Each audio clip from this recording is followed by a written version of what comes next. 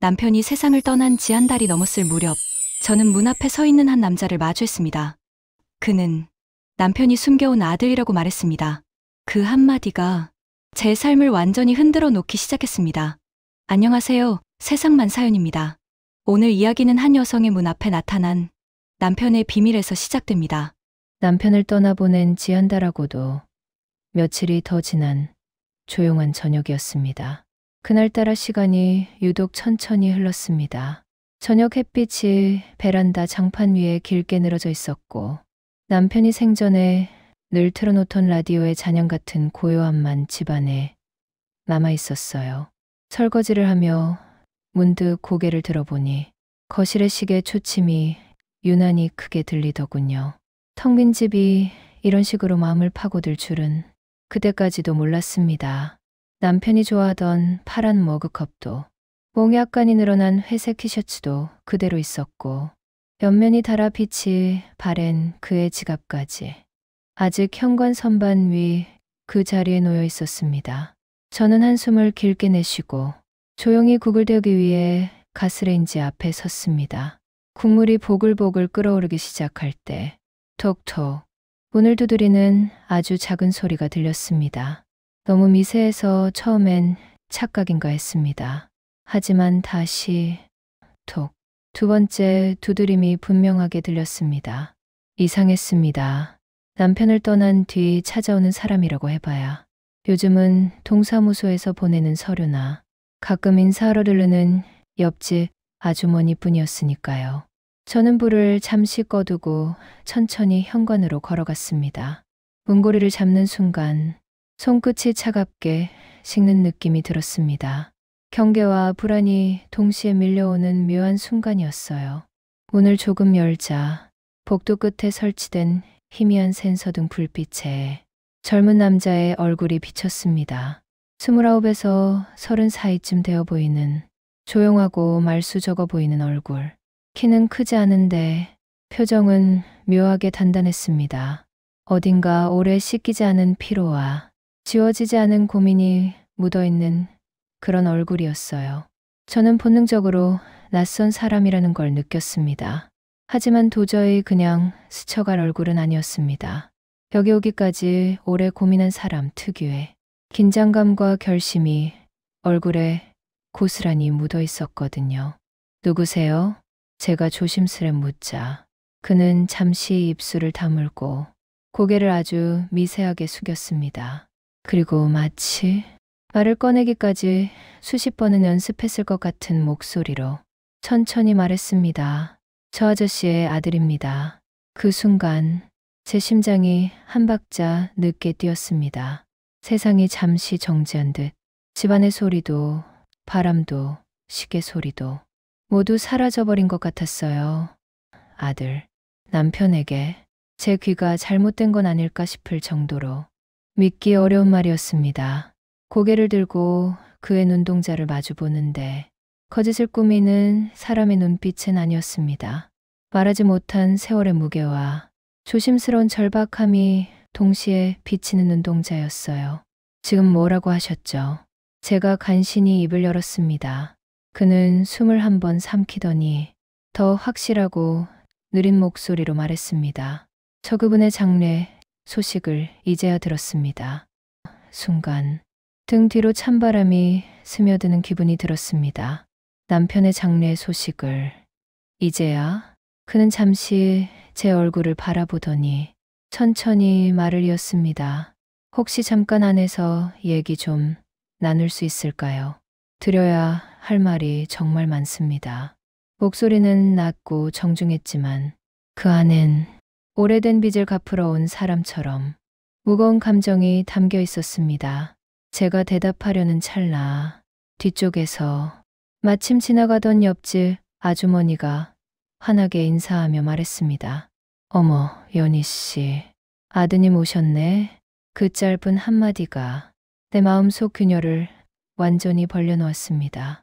저는 아주머니에게 대답하지 못했고 그저 남자를 바라봤습니다. 그는 눈을 피했다가 다시 조심스레 제 눈을 바라봤습니다. 말하지 않은 이야기들이 눈동자 속에서 흔들리고 있었어요. 그날 나는 문을 닫지도 끝까지 열어주지도 못한 채 그 남자와 말없이 눈을 맞추고 서 있었습니다. 그 짧은 몇 초가 내 인생의 다음 페이지를 조용히 열어젖히고 있다는 사실을 그때는 몰랐습니다. 그 남자를 문 앞에 세워둔 채 나는 한동안 아무 말도 하지 못했습니다. 문은 반쯤 열린 상태로 바깥 폭도 불빛과 집 안의 그림자가 어색하게 뒤섞여 마치 상황 자체가 현실인지 꿈인지 헷갈리게 만들었습니다. 나는 조심스레 말했습니다. 잠깐만요. 들어오세요. 나도 모르게 그렇게 말하고 말았어요. 닫을 수도 완전히 외면할 수도 없는 감정이 이미 마음 깊은 곳에서 흔들리고 있었습니다. 남자는 조심스레 신발을 벗고 거실로 들어섰습니다. 그것도 마치 처음 걷는 땅처럼 조심스럽고 어색하게. 거실엔 아직 남편이 생전에 좋아하던 약한 향초 냄새가 아주 희미하게 남아 있었고, 남편 사진이 있는 작은 재단 앞에서 그 남자는 한참 동안 말을 잇지 못했습니다. 아저씨. 그 아주 조용히 거의 속삭이듯 중얼거렸습니다. 그 목소리엔 설명하지 않아도 느껴지는 그리움과 조심스러운 애틋함이 섞여 있었습니다. 나는 물 한 잔을 건네며 자리로 안내했습니다. 이제 차분히 이야기해 보겠어요? 남자는 고개를 끄덕이고 두 손으로 컵을 꼭 쥐었습니다. 손등이 가늘게 떨리고 있었습니다. 저 아저씨를 처음 알게 된 건 제가 초등학교 저학년이었을 때였습니다. 초등학교. 그 한 단어에서 많은 것이 이미 설명되는 듯 했습니다. 남자는 깊게 숨을 들이쉬고 말을 천천히 이어갔습니다. 집이 많이 힘들었습니다. 아버지가 술만 드시면 저뿐 아니라 어머니까지. 그 말을 더 잊지 못했습니다. 울컥 올라오는 감정을 삼키려는 듯 고개를 잠시 숙였습니다. 나는 조용히 고개를 끄덕이며 기다렸습니다. 그러던 어느 날 학교 앞에서 제가 맡고 있는 걸 보고 아저씨가 말리셨습니다. 그 순간 내 마음속 어딘가에서 오래된 남편의 젊은 모습이 떠올랐습니다. 평소 말은 적었지만 불의를 보면 못 지나치던 그 사람. 그날 경찰도 오고 선생님들도 오셨고 결국 저는 아동보호기관을 통해 그룹홈으로 옮겨졌어요. 그룹홈. 나는 요즘에서야 종종 듣게 된 단어를 이제야 내 남편의 과거와 이어서 이해하기 시작했습니다. 그때부터 아저씨가 가끔 저를 보러 왔습니다. 그의 눈이 조금씩 젖어들었습니다. 필요한 게 있으면 말하라고 하시고 학교에서 소풍 가면 뭐가 필요하냐고 물어보시고 제가 공부하고 싶다니까 문구류나 참고서도 사주셨어요. 그는 잠시 숨을 고르고 말했다. 아저씨는 절대 큰 돈을 주신 적도 과하게 뭔가를 해주신 적도 없었어요. 그냥 저한테 필요한 순간마다 괜찮다. 너는 할 수 있다. 이 말을 해주셨던 분입니다. 나는 마음속 어딘가가 조용히 일렁이는 걸 느꼈습니다. 그래요. 그런 사람이었어요. 내 남편은. 남자는 이어서 말했습니다. 중학교까지는 아저씨가 종종 들러주셨어요. 근데 고등학교 들어가서는 저도 바쁘기도 했고 괜히 폐가 될까봐 제가 먼저 연락을 잘못했습니다. 나는 고개를 끄덕이며 물었습니다. 그런데 왜 이제 왔죠? 그는 떨리는 손으로 가방에서 작은 봉투 하나를 꺼냈습니다. 봉투는 오래 보관한 듯 모서리가 조금 접혀 있었고 누군가의 손길이 여러 번 스쳐 지나간 흔적이 있었습니다. 아저씨가 돌아가시기 전에 저한테 연락하셨어요. 나는 숨을 멈춘 채 그 봉투를 바라보았습니다. 그리고 이걸 꼭 아주머니한테 전해드리라고 하셨습니다. 그는 봉투를 두 손으로 내 앞에 놓았습니다. 순간 내 귀에서 심장 뛰는 소리가 크게 울렸습니다. 남편이 죽기 전에 그에게 마지막으로 남긴 무언가, 그게 지금 내 앞에 놓여 있었습니다. 남자는 제게 건넨 봉투를 테이블 위에 조심스럽게 내려놓았습니다. 그 봉투 하나가 거실 공기까지 달라지게 하는 것 같았습니다. 그 순간 제 마음속에서는 아주 단순하지만 지금껏 떠오르지 않았던 의문이 번졌습니다. 대체 남편은 이 아이에게 어떤 사람이었을까? 남편은 평소 일에 대해 많은 말을 하지 않았습니다. 저에게도 회사 이야기를 길게 늘어놓는 편이 아니었고 현장 쪽 일은 늘 위험하다고만 말하며 자세한 설명은 피했습니다. 저 역시 크게 묻지 않았습니다. 남편은 제가 힘들어할까봐 자꾸 숨기려는 면이 있었고 저는 그저 남편이 무사히 다녀오는 것만으로도 감사했으니까요. 하지만 지금 이 상황만큼은 그런 배려가 오히려 두 사람 사이를 저만 모르고 있었던 관계처럼 느껴지게 만들었습니다. 저는 봉투를 손에 들고 조심스럽게 말을 꺼냈습니다. 아저씨가 당신한테 이렇게 직접 뭔가를 건넸던 적이 있었나요? 재현은 한참 그만 대답을 고르고 있었습니다. 그 눈빛은 누군가를 배신하고 싶지 않은 심정이 고스란히 묻어났습니다. 그리고는 조용히 고개를 끄덕였습니다. 네, 아저씨는 연희 아주머니를 걱정하셨습니다. 그 말에 제 가슴이 잠시 뻐근하게 조여들었습니다. 걱정? 네, 제가 성인이 되고 나서부터는 자주 연락하진 않았어요. 그냥 한 번씩 안부 묻고 일이 잘 되는지 보려고 현장 쪽으로 들른 적은 있었습니다. 저는 순간 놀랐습니다. 현장. 아저씨가 30년 넘게 건설 쪽 일만 하셨잖아요. 반장도 오래 하셨고 팀 사람들 사이에서 되게 따뜻하게 대해주셨대요. 그제야 남편이 예전부터 안전모며 장갑이며 몇 벌이나 챙겨오던 이유가 떠올랐습니다. 근데 연희 아주머니한테는 말을 많이 안 하셨다고 하더라고요. 저는 씁쓸하게 웃음이 새어나왔습니다. 그 사람 원래 그래요.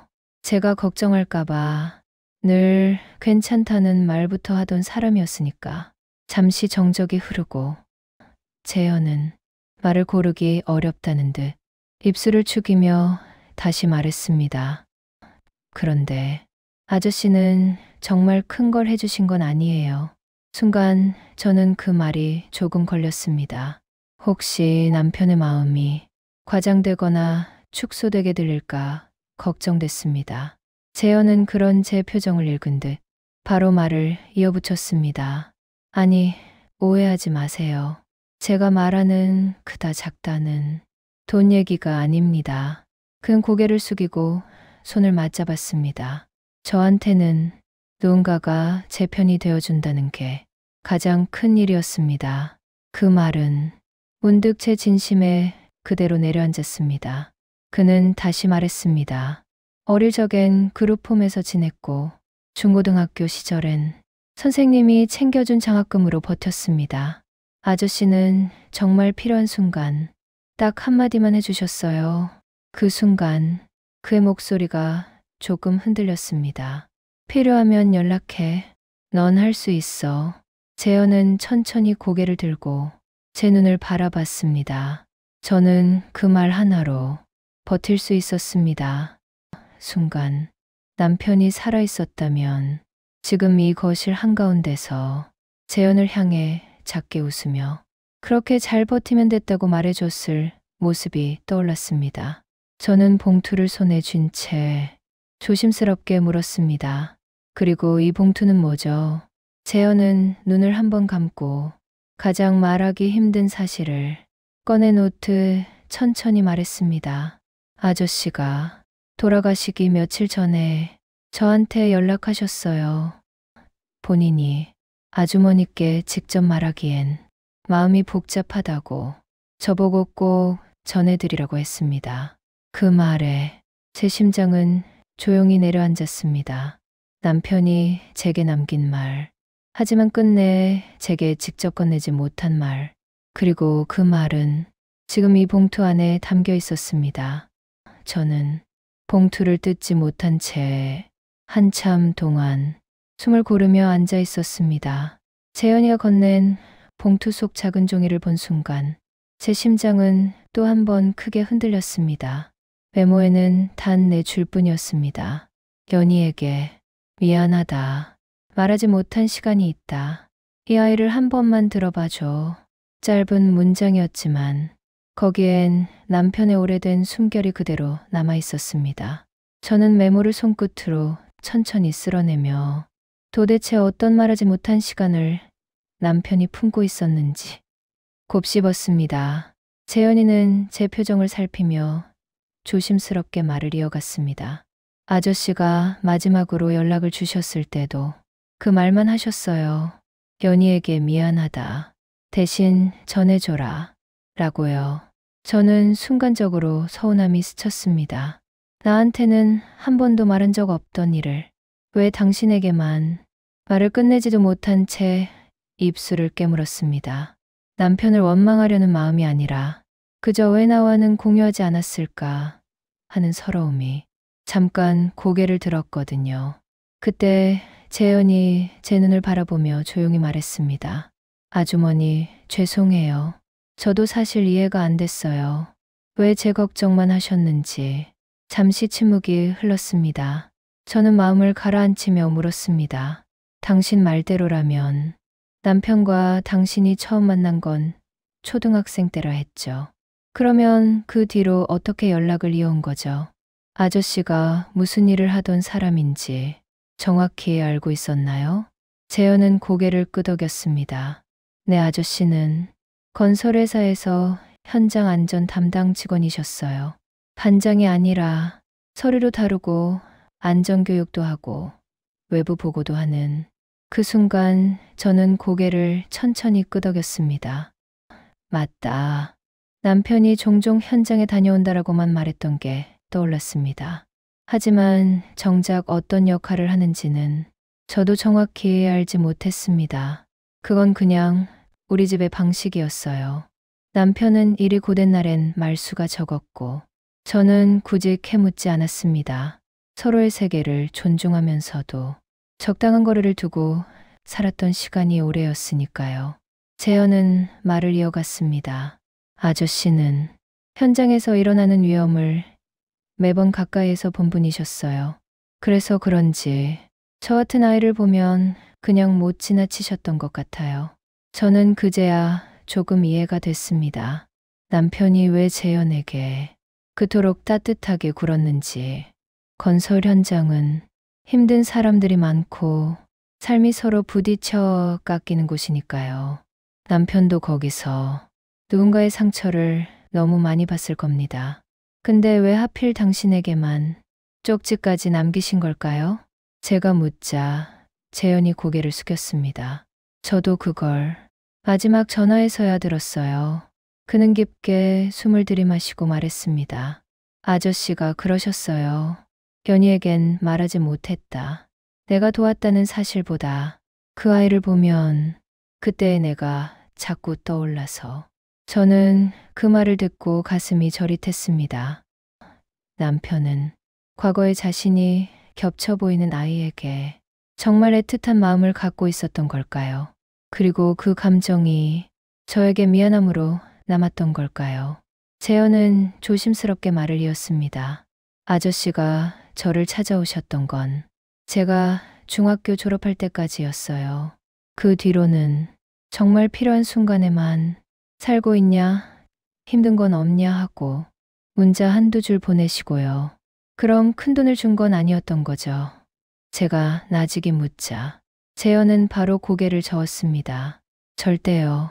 그냥 운동화 한 켤레, 참고서 한 권, 겨울 점퍼 한 벌, 그리고 마음이 무너질 때 건네주신 잠깐의 말들 뿐이었어요. 그 말이 왜 이렇게 가슴 깊이 스며드는지 모르겠습니다. 남편이 크게 가진 사람은 아니었지만 누군가에게는 세상을 버티게 하는 손이 되어주었던 것이겠죠. 나는 속으로 중얼거렸습니다. 당신, 왜 이런 걸 나에게 말해주지 않았나요? 재현은 제 표정을 보고 조심스럽게 덧붙였습니다. 아저씨가 그러셨어요. 연희 걱정시키기 싫다. 내가 해온 건 자랑도 아니고 지금 와서 말해봤자 괜히 무거울 것만 같아서 그렇게 말씀하시더라고요. 그 순간 가슴속 어딘가 깊은 곳이 따뜻하게도 아프게도 흔들렸습니다. 남편은 제게 무언가를 숨긴 게 아니라 짐이 될까 봐 말하지 못한 것이었습니다. 그리고 그게 사랑의 방식이었는지도 모르겠습니다. 재현의 입에서 데려가고 싶은 곳이 있다는 말을 들었을 때 솔직히 저는 망설였습니다. 남편과 이 남자 사이에 어떤 인연이 있었는지 아직 절반도 이해하지 못한 상태였으니까요. 하지만 그 아이의 눈빛에는 지금 말하지 않으면 영영말 못할지도 모른다는 그 조급함이 어린아이처럼 가만히 떨리고 있었습니다. 저는 숨을 한 번 고르고 조용히 대답했습니다. 어디로 가자는 건지 말해줄래요? 재현은 제 표정을 잠시 살피더니 주머니에서 접힌 메모 한 장을 꺼냈습니다. 아저씨가 마지막까지 적어두신 곳이에요. 종이를 받아들었을 때 남편이 자주 쓰던 필체가 아주 작은 글씨로 적혀 있었습니다. 석천동 14번지, 저녁 햇살 좋은 날, 낡은 주소 같아 보였지만 묘하게도 제게는 전혀 낯선 곳이었습니다. 혹시 재현이 조심스레 말했습니다. 지금 나오실 수 있으세요? 저 혼자 가는 것보다 아주머니랑 같이 가는 게 맞는 것 같아서요. 그 말이 더 자연스러웠습니다. 어쩌면 그는 끝까지 예의를 잃지 않으려는 것일지도 모르겠죠. 저는 잠시 창밖을 바라보았습니다. 노을이 들기 시작한 시간, 남편이 생전에 가장 좋아하던 시간대였습니다. 잠깐만요. 저는 가볍게 웃는 듯한 표정을 지으며 말했다. 겉옷만 걸치고 나올게요. 재현은 안도의 숨을 내쉬었습니다. 현관에서 신발을 신으며 문을 잠그는 동안 가슴은 자꾸만 두근거렸습니다. 남편이 왜 이 주소를 적어두었을까? 어떤 이야기가 또 묻혀 있을까? 왜 나에게는 단 한 번도 말하지 않은 걸까? 집 밖 공기를 마주하자 겨울 초입의 찬 기운이 볼을 스쳤습니다. 아주머니, 차로 모실게요. 금방 가요. 재현은 차 문을 열어주었고 저는 고개를 끄덕이며 조용히 그 안에 탔습니다. 차에서 흘러나오는 라디오는 어릴 적 제 부모님이 즐겨 듣던 옛 발라드가 작게 흐르고 있었습니다. 그 노래를 들으며 갑자기 남편의 젊은 시절 모습이 떠올랐습니다. 처음 만났던 날 수줍어 웃으며 제게 커피를 건네던 그 얼굴. 왜 그 사람은 자기 인생의 가장 고된 시간을 늘 혼자 끌고 가려 했던 걸까?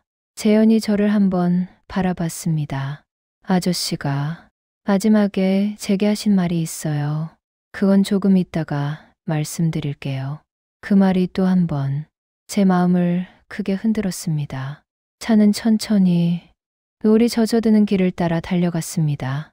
그리고 그 길 끝에서 남편이 숨겨둔 또 하나의 이야기와 그의 마지막 마음이 조용히 제 앞에 펼쳐지려 하고 있었습니다.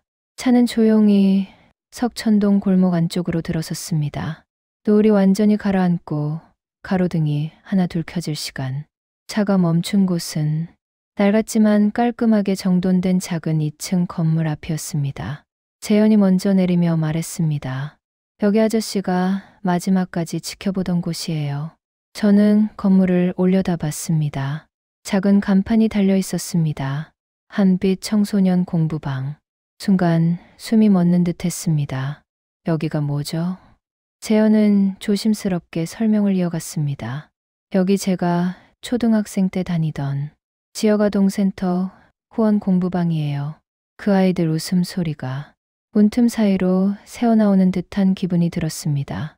재현은 건물 옆 벤치에 앉으며 조금 떨리는 목소리로 말했습니다. 아저씨는 제가 그룹홈에 있을 때부터 여기를 꾸준히 도우셨대요. 저 말고도 도움이 필요한 애들이 많다고 하시면서 저는 재현 옆에 앉아 찬 공기를 천천히 들이마셨습니다. 남편, 당신은 왜 나에게 한 번도 이런 얘기를 하지 않았나요? 재현이 계속 말했습니다. 제가 고등학교 졸업하고 사회에 나와 힘들 때 아저씨가 딱 한 번 여기에서 저를 불러내셨어요. 그는 고개를 숙였습니다. 그리고 제 손에 이곳 월세 통장 사본을 쥐어주시면서 말했어요. 혹시 나중에라도 형편 괜찮아지면 이 아이들한테 조금이라도 돌려줘라. 그 말을 듣는 순간 가슴이 꽉 막혀 오는 느낌이 들었습니다. 재현의 목소리는 어느새 미세하게 흔들리고 있었습니다. 아저씨가 저를 도운 건 저만 잘 살라고 도운 게 아니었어요. 여기 있는 아이들한테도 저 같은 애가 또 나오지 않게 하려고. 나는 벤치에 두 손을 모아 올려 입술을 꽉 깨물었습니다. 남편이 평생 말하지 못했던 이유가 그제야 이해되기 시작했습니다. 너무 가난했고, 너무 힘들었고, 말로 설명하기엔 남편 자신도 상처가 많았던 그 시절, 그는 자신이 받은 상처의 자리에서 다른 아이들 상처를 덮어주고 있었던 것이었습니다. 그럼 왜 나한테는 단 한 번도 말하지 않은 걸까? 내 말에 재현은 아주 조심스럽게 대답했습니다. 아저씨가 그랬어요. 연희한테는 말하면 안 된다. 괜히 걱정만 시키지. 나는 그냥 내가 할 수 있는 만큼만 하면 돼. 그렇게 웃으시더라고요. 남편의 목소리가 철제 벤치 사이로 스며드는 듯 했습니다. 바람 대신 남편의 뒤늦은 고백이 귓가를 스쳤습니다. 재현은 다시 주머니에서 조심스럽게 종이 하나를 꺼냈습니다. 그리고 아주머니, 이건 여기 원장님께서 꼭 드리라고 하셨어요. 나는 떨리는 손으로 종이를 받았습니다. 종이에는 남편의 필체로 단 한 줄이 적혀 있었습니다. 연희야, 이 아이들은 나의 지난 날이야. 그 순간 나는 말없이 눈을 감았습니다.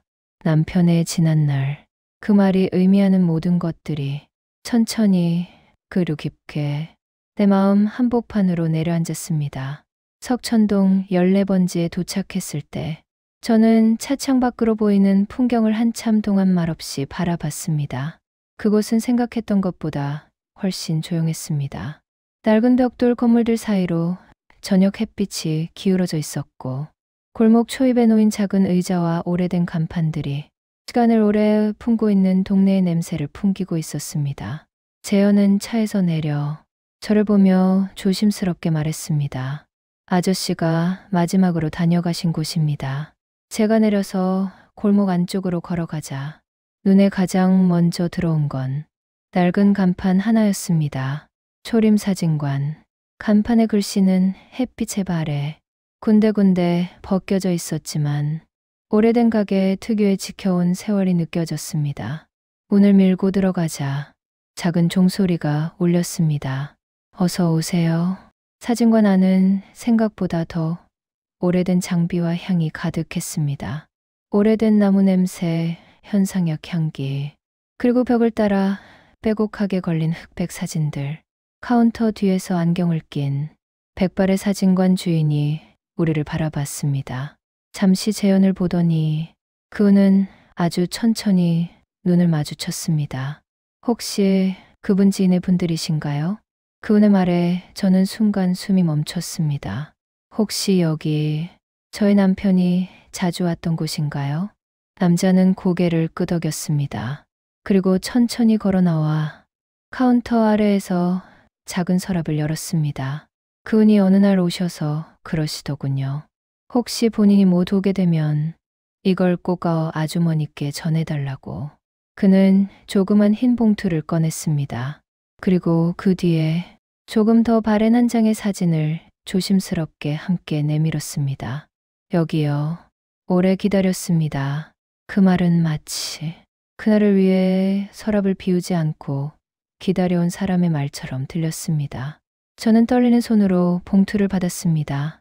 그리고 사진을 들여다보는 순간 숨이 깊게 멎는 듯 했습니다. 사진 속엔 젊은 남편, 그리고 초등학교 저학년쯤 되어 보이는 어린 재현, 그리고 내가 모르는 또 한 사람이 함께 서 있었습니다. 재현도 사진을 보고 조용히 눈을 떨궜습니다. 저는 사진관 주인을 바라봤습니다. 남편이 여길 자주 왔나요? 그분은 머리를 천천히 끄덕였습니다. 네. 그분 참 무거운 마음을 갖고 계셨던 것 같아요. 사진을 한참 들여다보다가 한 번은 이렇게 말하더군요. 언젠간 이 사람들한테 내가 해준 일이 아무것도 아닌 것처럼 잊히길 바란다고. 저는 사진을 가만히 내려다봤습니다. 사진 속의 남편은 어디선가 본 듯한, 하지만 또 어딘가 더 깊은 감정을 품고 있는 표정이었습니다. 그 얼굴을 보고 있자니 남편이 제게 말하지 않았던 시간들이 서서히 실체를 찾아 흩어지는 기분이 들었습니다. 재현이 제 옆에서 아주 조용히 말했습니다. 아저씨가 왜 그랬는지 이제부터 말씀드릴게요. 오늘 여기 온 이유도 그거고요. 사진관 안은 조용했고 카메라 셔터를 닫는 듯한 작고 묵직한 정적이 흘렀습니다. 그리고 저는 느꼈습니다. 남편이 남긴 마지막 진실이 바로 지금 제 앞의 모습을 드러내기 시작한다는 것을. 남편의 마지막 메시지를 들은 뒤 저는 벤치에 한참 동안 앉아 있었습니다. 바람은 잔잔했고 주변의 소음도 마음에 닿지 않을 만큼 멀었습니다. 재현은 제 옆에서 조용히 앉아 있었습니다. 그 아이는 아무 말도 하지 않았지만 그 침묵이 오히려 더 많은 이야기를 품고 있는 듯했죠. 남편이 그렇게까지 힘들었다는 걸 저는 왜 몰랐을까요? 저는 문득 혼잣말처럼 말했습니다. 재현이 조심스럽게 고개를 들었습니다. 제가 대신 말해도 될까요? 저는 그를 바라보았습니다. 그 아이의 눈동자에는 오래된 빚을 갚고 싶은 듯한 그런 간절함이 담겨 있었어요. 아저씨는 누굴 원망하는 사람이 아니었어요. 본인이 선택한 삶이라고 늘 그랬어요. 그냥 자신이 할 수 있는 만큼만 도우려고 하셨던 거죠. 저는 작게 웃었습니다. 그런 사람 맞았으니까요. 그날 아저씨가 마지막으로 남긴 말을 제가 아주머니께 왜 꼭 전해야 했는지 이제는 아시겠죠. 그 말이 제 마음에 천천히 깊게 가라앉았습니다. 그 아이 꼭 알아달라고요. 나는 너를 지켜봐왔고 그 마음을 아주머니도 알아주셨으면 한다고. 바람에 말려 떨어지던 벤치 옆에 작은 낙엽 하나가 길게 굴러가는 것을 바라보며 저는 처음으로 남편의 마음이 제게 완전히 닿는 느낌이 들었습니다. 남편은 살아있을 때조차 자신의 감정을 크게 말하는 사람이 아니었습니다. 사람들을 돕고 힘든 사정을 알게 되면 묵묵히 챙겨주었지만 정작 집에서는 아무 말도 하지 않았던 사람. 그래서 오히려 저는 그가 너무 단단한 사람이라고만 생각해왔던 것 같습니다. 하지만 그 단단함 속에는 말하지 못한 아픔도 고민도 누군가를 끌어안고 싶은 마음도 있었겠죠. 오늘에서야 그 사람의 마음이 얼마나 넓고 조용했는지, 그리고 그 마음을 제가 얼마나 모르고 살았는지 새삼스럽게 알게 되었습니다. 가요. 재현이 조용히 말했습니다. 이제 마지막 곳 한 군데만 더 가면 돼요. 저는 고개를 끄덕였습니다. 그리고 마음속에서 잔잔히 일어나는 슬픔과 따뜻함을 하나로 묶어 조용히 품었습니다. 차는 천천히 움직이기 시작했고 창가에는 붉은 노을이 길게 스며들었습니다. 가는 동안 서로 대화를 많이 하진 않았습니다. 하지만 그 침묵조차 마치 오래 알고 지낸 사이처럼 편안했습니다. 재현이 조심스럽게 말했습니다. 아저씨가 늘 가던 곳이에요. 마음이 복잡할 때마다 혹은 좋은 일이 있을 때마다 찾던 곳. 내 남편이. 하지만 나는 단 한 번도 그에게서 그런 이야기를 들은 적이 없었습니다. 차가 멈춘 곳은 작은 언덕이었습니다. 별로 알려지지 않은 동네 공원 같은 곳이었죠. 해가 거의 넘어가기 직전 붉은 빛이 언덕 위 풀잎 사이로 길게 내려앉아 있었습니다. 저는 천천히 차에서 내려 재현과 함께 그 언덕을 걸어 올랐습니다. 언덕 끝에 도착했을 때 숨이 잠깐 멎는 듯 했습니다. 멀리 도시의 불빛이 하나둘 켜지고 있었고 바람이 나뭇가지를 흔들며 작은 소리를 냈습니다. 그러나 그 풍경보다 더 놀라웠던 건 바위 옆에 묵묵히 놓여있는 작은 조약돌 덤이었습니다. 재현은 조약돌 위에 손을 얹었습니다. 아저씨가 여기에 올 때마다 조약돌 하나씩 올려놨어요. 저는 그 조약돌들을 바라보다 조심스레 손을 올렸습니다. 크고 작은 돌들이 마치 어떤 시간들의 조각처럼 차곡차곡 쌓여 있었습니다. 왜 이런 걸? 저는 속삭이듯 말했습니다. 재현이 대답했습니다. 아저씨가 그랬어요. 누구에게도 말할 수 없을 때 말 대신 돌을 올린다고. 순간 눈물이 터지려는 걸 간신히 참았습니다. 이 조약돌들은 남편이 평생 말하지 못한 마음들, 책임감, 후회, 그리고 누군가를 위해 조용히 흘렸던 생각의 조각이었겠죠. 아저씨는 자기 얘기를 잘 안 하셨잖아요. 재현이 조용히 말했습니다. 근데 여기서는 마음 편히 얘기하셨던 것 같아요. 누군가는 들어준다고 그렇게 믿었던 거죠. 바람이 불어 내 머리카락이 가볍게 흔들렸습니다. 나는 그 언덕에서 남편이 평생 숨겨온 취약함을 처음으로 제대로 마주한 것 같았습니다. 말로는 하지 못했지만 남편은 누구보다도 누군가의 마음을 감싸 안으려 했었던 사람. 그 조약돌들이 그 사람의 진짜 마음을 말해주고 있었습니다. 그리고 그 순간 이제야 비로소 그 사람의 모든 날들이 하나로 이어지는 듯한 기분이 들었습니다. 재현과 함께 돌아오는 길. 나는 차창 너머로 스쳐 지나가는 가로등 불빛을 멍하니 바라보고 있었습니다. 그 벤치, 남편이 혼자 머물렀다던 그 작은 공원, 그곳에서 들었던 이야기들이 아직도 마음 깊은 곳에서 잔잔한 파문처럼 릴렁이고 있었죠. 남편의 젊은 시절, 세상을 향해 너무 조용한 사람이었던 그 마음, 지켜만 보아도 아픈 아이 하나를 자기 삶에 조용히 들여놓았던 그 선택, 그리고 저에게도 말하지 못한 채 혼자서 오래 품고 있었던 그 미안함들. 재현의 목소리가 조용히 들렸습니다. 아주머니, 제가 아저씨에게 받은 건 돈도 도움도 아니에요. 살아갈 수 있게 붙잡아 주신 마음이었어요. 저는 창밖을 보며 작은 미소를 지었습니다. 그래요. 그 사람은 늘 그런 사람이었죠. 잠시 침묵이 흘렀습니다. 따뜻한, 그러나 조금은 아린 침묵.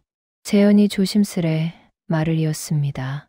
아저씨가 마지막에 저한테 꼭 전해달랬어요. 저는 고개를 돌려 그를 바라보았습니다. 재현은 선루프 쪽으로 시선을 올리며 그 말을 한 글자 한 글자 꺼냈습니다. 연인은 내가 평생 아껴온 마음이다. 그렇게 말씀하셨어요. 순간 가슴 한가운데가 부드럽게 데워지듯 뜨거운 물결이 올라왔습니다. 그 말은 저를 울리지 않으려고 참았던 사람이 마지막에 남긴 가장 다정한 숨결 같았습니다. 나는 창밖의 저녁 하늘을 바라보며 마실 듯이 조용히 숨을 들이켰습니다. 그 사람답네. 정말 그 사람다운 말이야. 조용히 눈가가 뜨거워졌습니다. 남편이 평생 지키려 했던 것, 말하지 못했던 것, 혼자만의 마음으로 간직했던 것들이 이제야 조금씩 하나둘씩 모양을 갖추며 다가왔습니다. 집 앞에 도착하자 재현은 차를 세우며 미소를 지었습니다. 앞으로는 가끔 뵈러 와도 괜찮을까요? 저는 부드럽게 고개를 끄덕였습니다. 그래요. 와요. 이제 나도 알아야 할 이야기가 많으니까.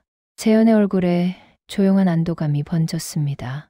마치 오래 헤매던 길에서 드디어 집을 찾은 사람처럼 저는 현관 앞에 서서 천천히 문을 열었습니다.